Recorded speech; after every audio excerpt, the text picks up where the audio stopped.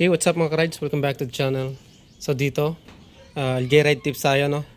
So ito, magtatanggal kami ng sticker. Tapos syempre matic, pag nagtanggal kayo ng sticker, meron yung pandikit na matitira dyan. Ngayon, ang gagamitin natin doon, ito.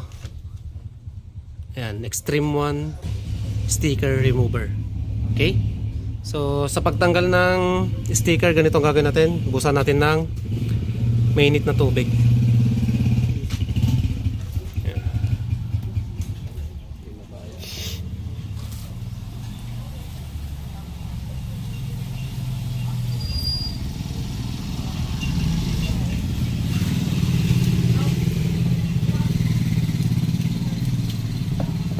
Okay. Tapos tuklapin nyo lang. Nauna natuklap yung Coco Boy kaysa sa sticker.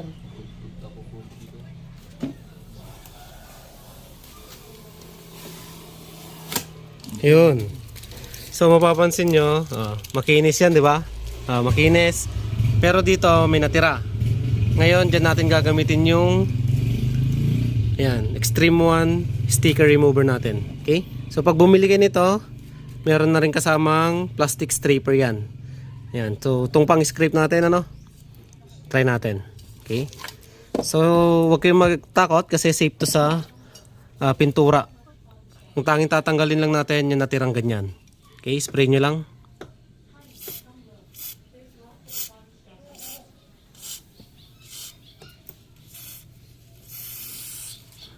Okay. Tapos pag na-sprayan nyo na, ganito siya. Ayan o. Ayan, mapapansin nyo, natatanggal na yung pandikit sa sticker. Ayan.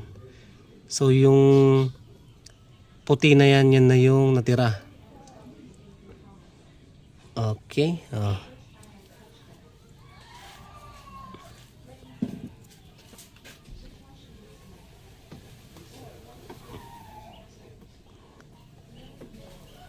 So yan yung natirang pandikit.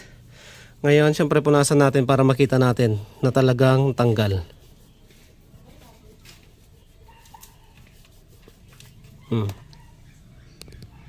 So meron pa ba? Yan kinis na.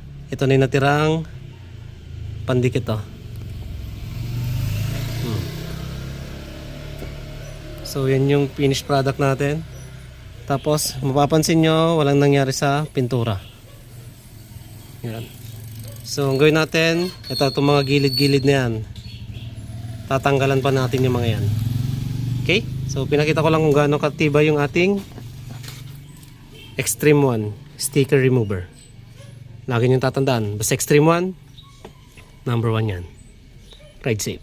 Peace. Psh.